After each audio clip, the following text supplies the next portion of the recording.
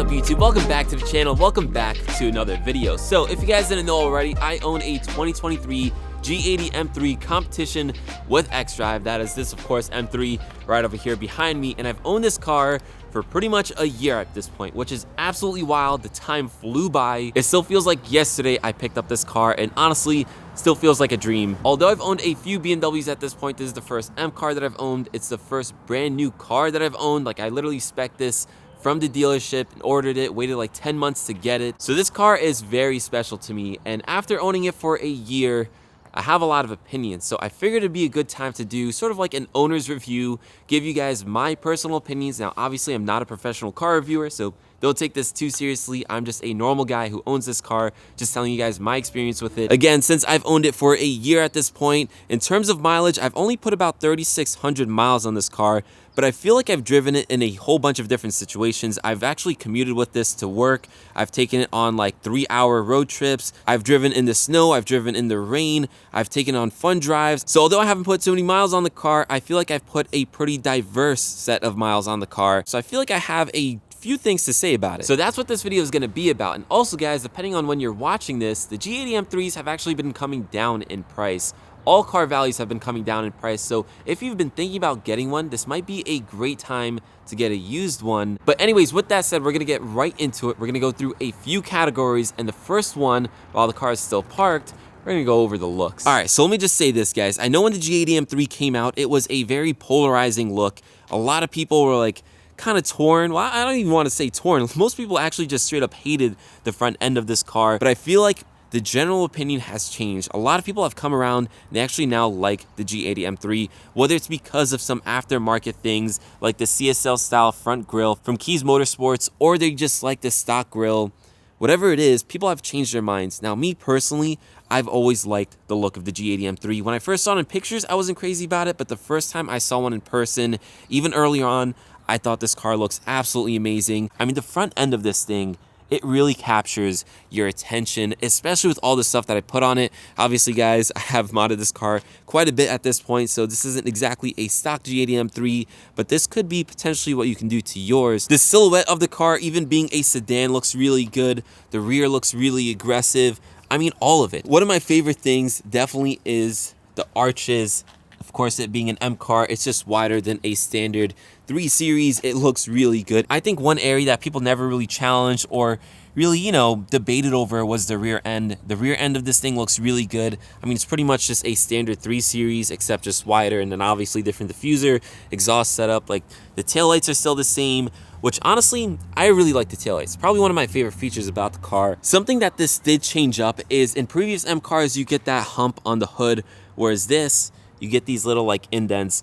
I actually really like these. I think these indents look really, really cool. I don't know what you technically call them, but they flow really well with the front grille and overall give the front end a more aggressive look. It's just a nice little design element. So overall, guys, absolutely love the way that this M3 looks. I think it's aggressive. I think it's sleek. I think it's classy. I think it's the best of every world. Now, although it's still a sedan, you know, it's not obviously a coupe. It's not an M4. It's not a supercar look or anything like that. This car still gets a lot of attention. As a matter of fact, I was driving through Times Square and someone just randomly stopped me. I saw people like pausing to look at the car. I have people when the car is parked just double take and break their necks to look at it. Now, I'm not saying that's why you should get this car, but I'm just saying that just maybe puts things into perspective. So that's enough for the exterior. Let's get into the interior. Now, this is one of my favorite things about this car. I think BMW really stepped up their game in terms of the interior on this generation.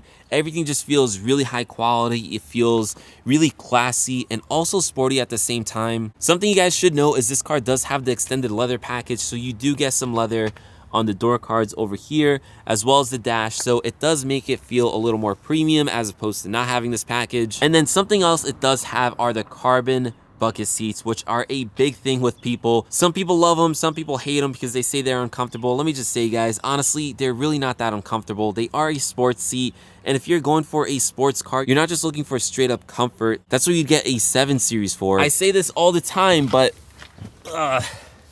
Getting in and out of these seats are the only time that I hate them. They are a pain to get in and out of because of these massive bolsters, but once you're in them, the seat feels really good. It feels comfortable. It holds you in really well once you're driving spiritedly, which I have done, and even just commuting to work, I still feel comfortable in this. Now, my one complaint with them is when you're going for longer drives, that's when it starts to get a little more uncomfortable. For me personally, it's the lack of lumbar support that gets me.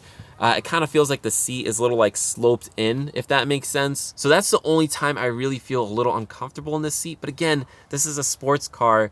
It's not like my X5 over there, which is, you know, meant to be a little more comfortable. But before you completely decide to hate them, let me just remind you guys, these are carbon bucket seats. They look absolutely stunning. They even have slots here for your racing harness. So they're legitimate like racing seats, and they look absolutely stunning from the rear where you can see all of the beautiful carbon fiber. But anyways, in terms of the rest of the interior, I think it's absolutely beautiful. I love the 3-piece steering wheel. I think it's great. Because I have the carbon package, I do get carbon on the steering wheel and on the paddle shifters, and of course everywhere else. It all feels very sporty but also really luxurious. You have some nice little details like the M embossed into the shifter right over there. You have the M stitching on the shifter as well. The beautiful red start button. You have some beautiful ambient lighting all throughout. The car feels very spacious and comfortable in here. You have plenty of headroom, especially with the carbon roof. It might be less if you get the sunroof, but regardless, it's very spacious, even for someone like me who's 6'2". And then something else I want to get into detail about is this cluster or infotainment system. It seems like it's actually one screen.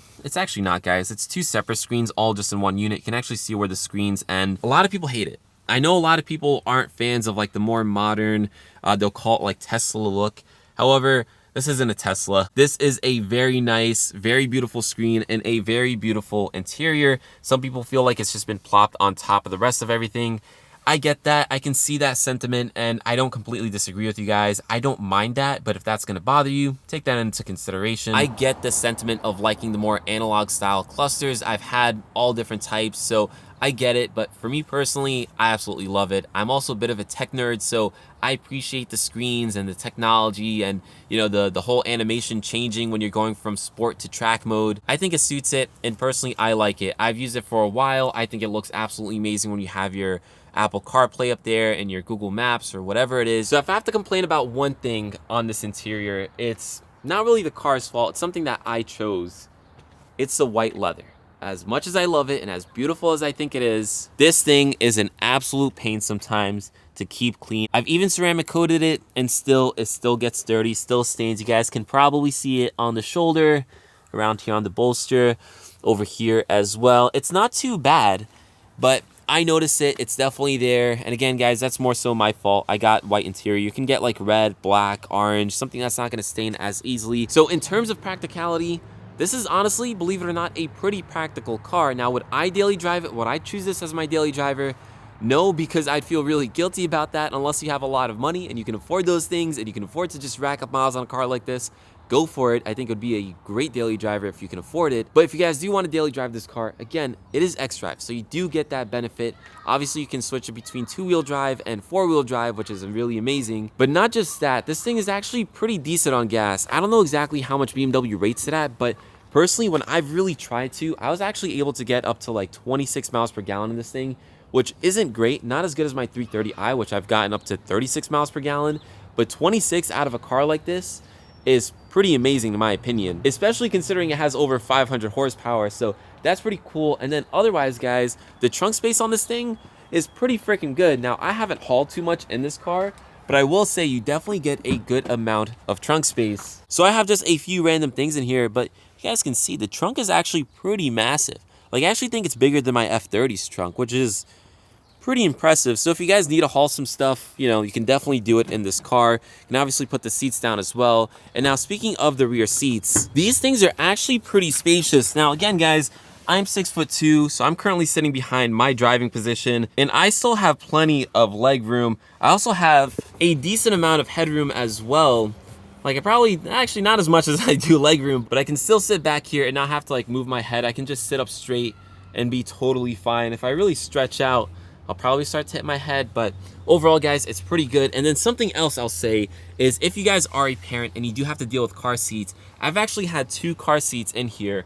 one on this side and one on that side, a baby seat as well as a toddler seat, and they fit just fine. I mean, that should be obvious. This is the largest generation of BMW M3, which could be seen as a bad thing, but I mean, for someone like me, I actually see it as a positive because it makes the car a lot more practical. It makes it a lot more reasonable. If I ever need to drive this car with the family, I can. All right, so now for the fun part. Let's take this thing for a drive. So we're gonna get a bit of a cold start, and I'll tell you guys one of the first things that I really honestly dislike about this car, and that's the sound.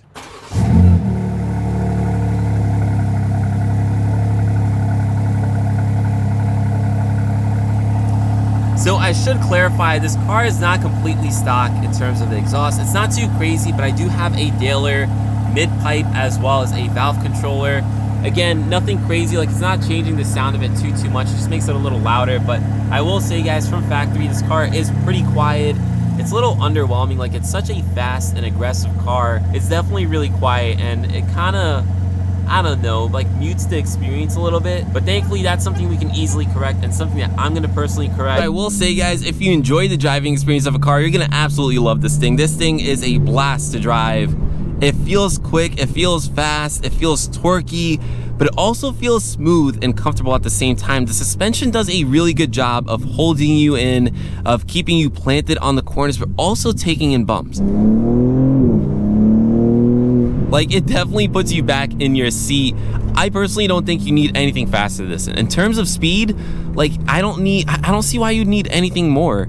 If you do need something more, you can still tune it and get plenty more power. So overall, I think this thing is an absolute blast to drive around. Whether you're driving spiritedly or if you're even trying to drive comfortably, you can just pop the car into comfort mode and it feels super soft and supple. Again, I daily drove this car to work, and even in bumper to bumper traffic, it feels really good. Something to note is this thing does have the ZF8 speed, so it's not a DCT. So this transmission, although it's not as like grabby, just driving it spiritedly, the shifts are way more smooth, and you don't really feel that jerkiness when you're just driving in traffic or driving around the city. So it's kind of a downside, but also kind of an upside. Personally, for me, I don't really know how I feel about it. Like, sometimes I kind of just wish it had a DCT because, again, I don't really drive this car, you know, around the city too much. I mainly drive it spiritedly, but, you know, it is nice to have a more comfortable transmission from time to time. Now, something else I do want to talk about is this being an X-Drive. So one of the benefits of it being an X-Drive is you can get the best of both worlds. So you can actually make this car two-wheel drive whenever you want to, and you can also have it as four-wheel drive. So right now I have it in four-wheel drive, full traction control, but if you want to, you can set up your M modes to be like, if you want M1 to be four-wheel drive MDM, so you have a little less traction, and then you can also set up your M2, which I actually have currently, as two-wheel drive, limited traction, and also manual. So if I switch, you guys will actually see right in the bottom it says two-wheel drive. It says traction off, but it'll actually show you I have it on level 5, so kind of limited traction. And then I also have it in manual mode. So this is just when I want to drive the car a little more spiritedly. But yeah, it's definitely fun, and you have that option of, you know, experiencing the best of both worlds. Obviously, if you don't get an X-Drive, you're not gonna have that benefit. You're just gonna have the two-wheel drive all the time, but that's also not a bad thing. But personally, I think X-Drive is one of the things that makes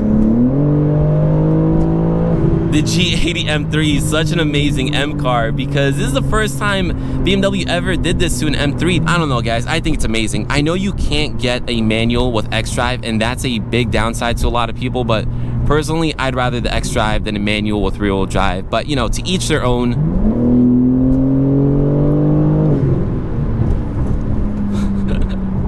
Yeah, man, this thing is plenty fast, and it is an absolute blast to drive. Like, it is, man, I will say, guys, like, I've tested the 0 to 60 time in Mexico, of course, and I've gotten less than 3 seconds, which is absolutely wild. Obviously, this is a competition, has a little more power, and it is an X-Drive, so you get that, you know, like, four-wheel drive launch. But the fact that I was able to get less than 3 seconds out of an M car is crazy. So overall, guys, I love the way that this thing drives. I think it's the perfect balance of pretty much everything. Like, It sounds stupid to say, but I feel like this is a supercar sedan with the way that this thing drives, the bucket seat, how it holds you in, the superhuman handling, the acceleration, the torque, and this is all still stock. Like, we can tune this thing and make it an even bigger beast. But again, I feel like this is already enough the way that it is. So I don't even know if I want to go that far, but if you want to, you definitely can. Also, the S58, which is obviously the engine inside this car, it's been pretty bulletproof so far. I know some people had issues with them when they're like tuning it to crazy power, but again, guys, I don't even see myself going that far. So for me, I think this is gonna be great. To have an M car and not have to worry about like a crank hub spinning or rod bearings, I think it's pretty freaking cool. I mean, only time will tell with these engines being out longer, just how reliable they really are. But for now, they've been pretty good. I don't really see myself going high mileage anyways, but I'm really not worried about it. So now look, I'm not saying that this car is perfect. I know I'm hyping it up. Personally, I absolutely love this car. I've only had good experiences with it. I love modding it. I think there's a whole bunch of aftermarket support for it. So it's a blast to mod and kind of like personalize and make it your own. It definitely has its downfalls. One being the price. Honestly, it's a pretty expensive car for just an M3. But if you guys can stomach the price, like, you're gonna get a pretty amazing car in my opinion. And honestly, with the prices coming down, I think they're even better value. Like, this might be the best time to get a G80 M3 while the prices are still down, because I see these cars only going up in value in the future, and only a few iterations. One, if you get the xDrive comp, because it's gonna be an xDrive, still gas-powered M3, or if you get the rear-wheel drive manual, because this is gonna be the last manual M car ever made, at least as far as I know. But either way, I do see these cars holding their value in the future, so this might be a good time to get one, or honestly any car for that matter. But anyways, if you enjoyed this video, make sure you drop it a like. And yeah, with that said, guys, this video is pretty much done, and I'll catch you in the next one. Peace.